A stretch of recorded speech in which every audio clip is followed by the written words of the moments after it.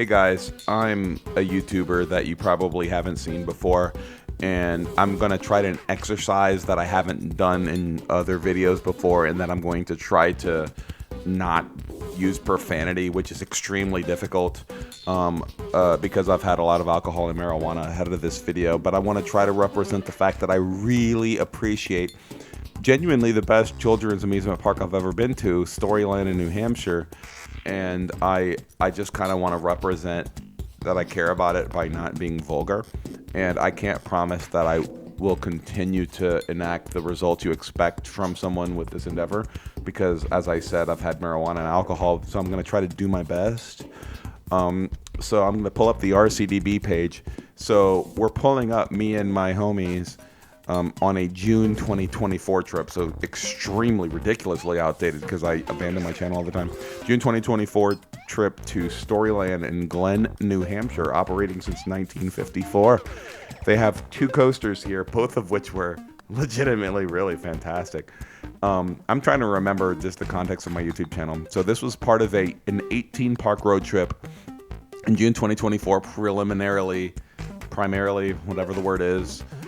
Traveled through with my friends Lacey and Colson, who's the back of their heads you saw in that video. I haven't seen Lacey or Colson in like over a year, and this video was in June of a year ago, so like was 17, 18, whatever months it is. It's really quite embarrassing, and I'm really just trying to just catch up with what I should have done so many times ago. By times I mean like months or something. And on this video, it'll get like 150 views. It doesn't really matter. And I really want to just try to convince you less to exit out of this video, because I've set this up so horribly, and like I haven't used profanity, but I haven't given you value. So we're at Maddie's Bees Restaurant Lounge. The entrance, there's Polar Coaster and Rorosaurus. So without using expletives, my favorite manufacturer, Gravity Group, made my favorite roller coasters, including the Voyage at Holiday World, Hades 360 at Mount Olympus. Right now, my biggest bucket list left in the United States is Ravine Flyer at Waldameer, because it's Gravity Group, and Storyland had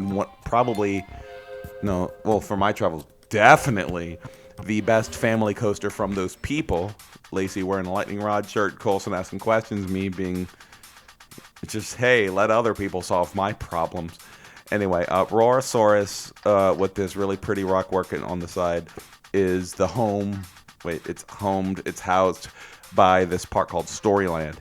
And let me tell you a few things, because I'm assuming you haven't seen my YouTube channel before, because repeat viewing is rough when I never publish anything.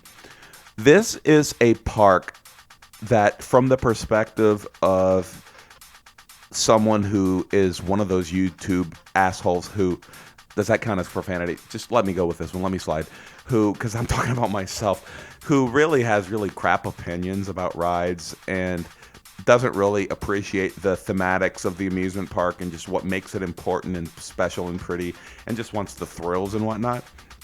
As someone like that, and largely, hey, check out your drink, Colson, and largely expanded upon by the appreciation of my friends next to me, specifically Lacey, I was like, okay, let me put myself in the perspective of someone who is not one of these atrocious people like me, roller coaster enthusiasts who just only care about thrills and nothing else, and appreciate this park for what it is. This is not a thrill park. This is a place that entertains families, and in that regard, I've been to quite a few of these. The other ones I just disregarded super quickly because I'm a bad person. I was about to say a curse word and I didn't. I'm proud of myself. I just have to act like I'm speaking this video to my mom, and it'll keep me from cursing. It makes it really easy. Iron Gwazi, held by Colson's t-shirt and whatnot. Anyway, so the two coasters featured in this park are like a cool lineup, dude. So you've got Rorosaurus, which I believe is I'm sorry, I'm saying these backwards. Rorosaurus is the Gravity Group that I've been telling you forever about.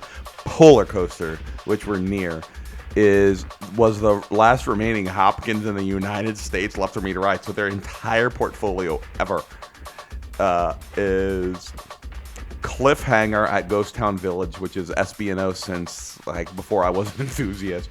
Desert Storm at Castles and Coasters, which is my baby. It's my number 48 out of 468. You're looking at Hopkins, same manufacturer. This thing is unbelievably extraordinary. And it's my 48 out of 468. It's my 48 out of 468 because you feel like you can. You saw that video of someone just walking out of the train on the lift hill onto the platform. Yeah, you can do that. You can leave with the train station so ridiculously that's why it's special. It felt like I was about to die on the jank lateral profile on the lift on the vertical loop. It was really extraordinary. Dragon at Adventureland, that's gone. New Wild Mouse Coaster at Misaki Park, that's gone. Patriot at Castles and Coasters, I rode that. You can also ride it with this restraints completely up. I think there's like a theme park review video where you can see that crap. Oh, I was about to say the SHIT word. I'm so sorry. And then Polar Coaster at Storyland and Texas Tornado at Wonderland, and that's the one where they designed it on a napkin, and then when the engineering came in, they realized their loop was the F-worded up. And what actually happened was they made their loop profiled weird. And that's the entire history of Hopkins as a manufacturer. And Polar Coaster is the only family coaster like that's worth talking about because Patriot isn't. And it's in this park. And we might have just gone through the entire experience of that. Actually, I'm scrolling ahead. All right, let me tell you about what we rode because I don't think I returned to it. It's actually one of my favorite family coasters I've ever ridden. And the profiling makes it look like it's like your standard kind of nonsense, but the reality is it's really fun. It's got a lot of forces where you wouldn't expect. It's quite thrilling, and if there wasn't a wait, I would have been on that like 5 times. We rode it twice, which is the minimum for someone visiting a place they may never visit again, such as us here. But we needed to continue forward. But I really genuinely would have ridden that like a bunch more. I really had a good time on that roller coaster. So as far as Hopkins is concerned, I think the only Hopkins I prefer over it is Desert Storm at Castles and Coasters, where it felt like I was about to die. So that's cool stuff. So the reason that this I'm about to move forward from Polar Coaster. We haven't gotten to Polar Coaster yet. All right, let's go forward. The reason that this amusement park really hit home as my favorite family park is because the theming really is on an extra level relative to others. Like, coming from someone who lives in Louisiana that has no amusement parks at all, and I could say a lot of profanity about that, you really have to travel to go to any region that has a children's park in the first place, of which the Northeast is and New England have a lot of that. And I gotta tell you what, I've been to Idlewild, I did the Legoland, is crap okay? Crud. And they really don't hold a candle to this place, because not only does it have very immersive theming and really feels like you're a part of the experience here, but it just doesn't feel low quality at all. It's very high quality. And one of the things I've been doing in my life to try to get like the perspective of other people or whatever is try to understand what women want in amusement parks. And my friend Lacey, one of my closest people, I love hanging out with her in amusement parks, is she really considered this one of her favorite places she's been, because it's one of the first places anyone would ever go to in their theme park experience that's preliminarily like nostalgia based, childhood energy. You've got literal swan boats. When was the last time you saw that? Roller Coaster Tycoon, right?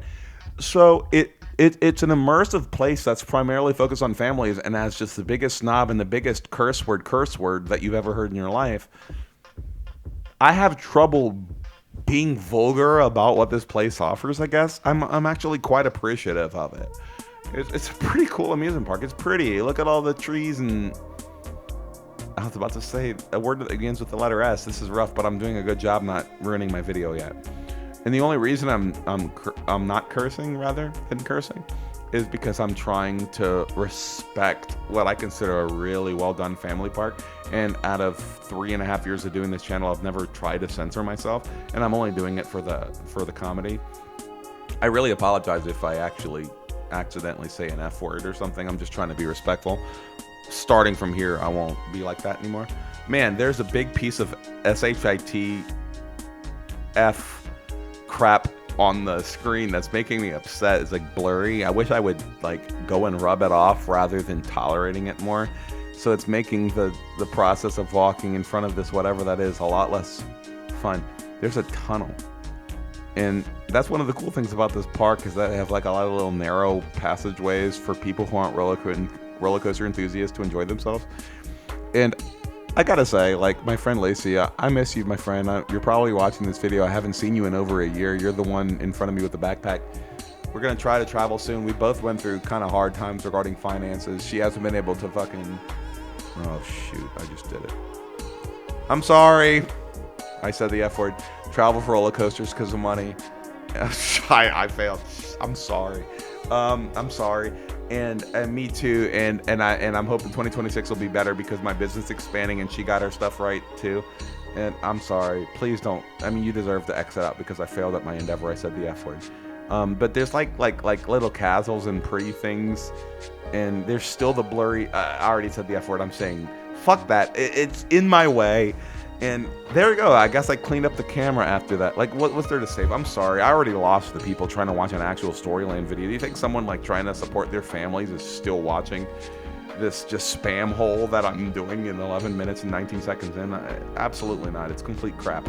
So, whatever. I'm off it. I really do like this park, though. Like, as a park I'll never visit again. It's one of my favorite parks I've ever been to that I'll never visit again. I mean, it's really gorgeous and really well done, and it was a real palate cleanser against, like, you see Lacey totally into it, and Lacey's kind of the reason I really like this park, which made me spill the F word, so it's her fault.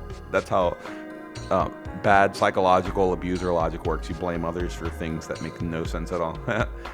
Politics right now. Anyway, so in general, I really like this park.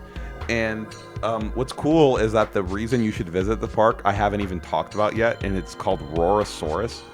And I think I might have like acknowledged it for a few seconds or whatnot. And it's like why you should visit this place rather than it being pretty. I can't believe I was able to spam words out of my mouth for 12 minutes about anything else. So you should like be proud of me or something.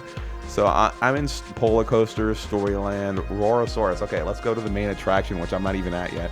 So I got to give credit to Storyland for considering it was the only time I've ever been to this children's park that's really fantastic. It was raining and I still got my rides on the thing. So Gravity Group is my favorite manufacturer, followed by CCI, which is Gravity Group 0.5, followed by Intamin, RMC, Aero, all that crap, Schwarzkopf. And as I'm talking about RMC, here's the back of Polar Coaster, so I'm really delaying all that. I meant Gravity Group as I'm talking about Gravity Group.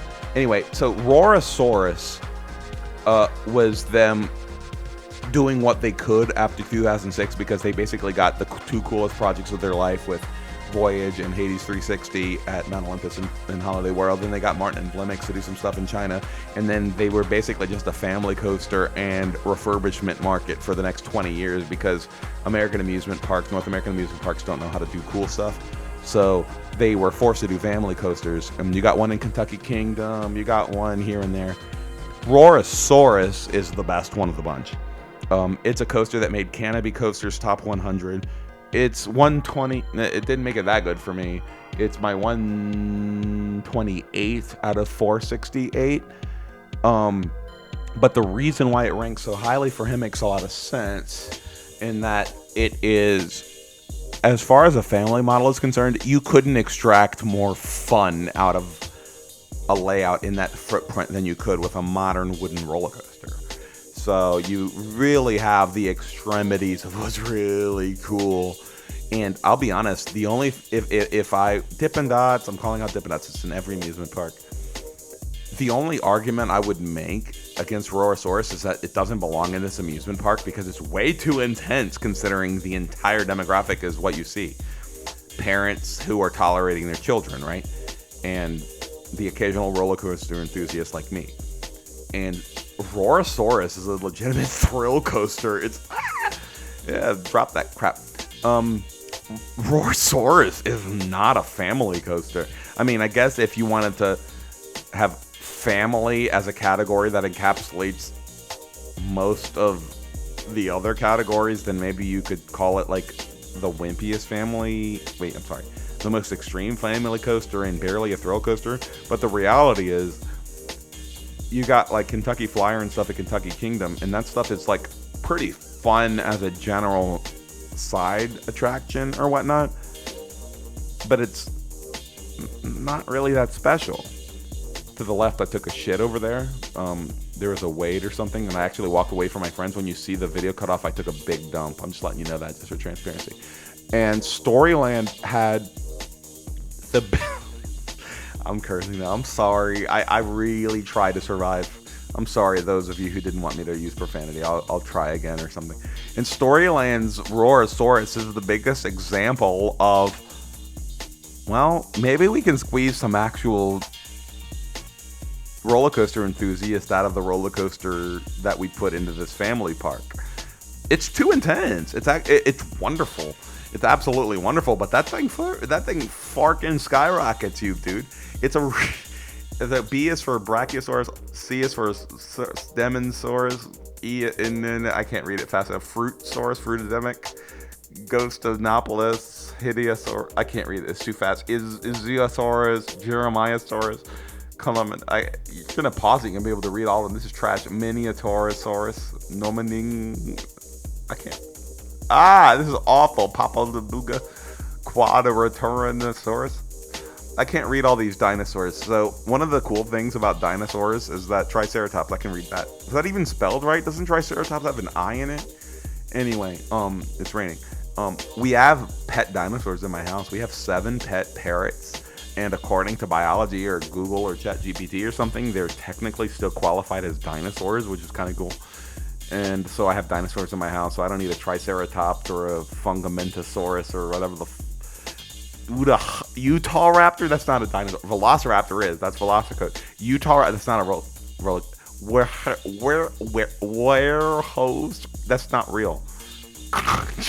Schwannosaurus, Fudge Badgers, and I can't say curse words, or I already cursed. I don't know. This video is making me upset. That's not a dinosaur. That's complete spam. Look, dude, there's the word fuck in my video. Like, even if I wanted to try to not censor myself, I would have been completely sparked out by the freaking screenshot of the word fuck. This is rough. This video sucks. Anyway, so here's my favorite manufacturer doing their best example of a family coaster, which isn't what they should be doing in the first place. They should be making more Voyages and Hades and Martin and Fleming's projects and stuff, and stop fucking around with this crap. But here's the best we're going to get from Zigongosaurus or whatever, and they're, you know, they're... Oh, God. The Timberliners, which aren't very great in the first place. You're not going to see me ride this because you think I'm going to ask for permission to ride the crap at Storyland after waiting 50 minutes for that tired Stegosaurus or Triceratops or whatever Zigosaurus that is. Anyway, there's the lift hill.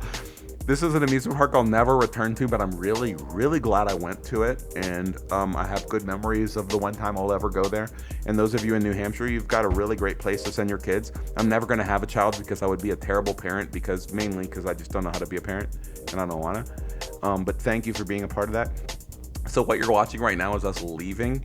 And oh wow, you have 20 seconds to see this. This video's about to end. We were on our way to Maine, which you won't get to see. We were trying to go to Palace Playland and ride Excalibur at Funtown Splashtown, but they decided on Saturday both Maine parks will close due to the rain, because what people other than those who live in Maine would visit us? We would, bitch. 6 seconds left. We were driving them. I think we were literally like entering Maine here. F that fuck.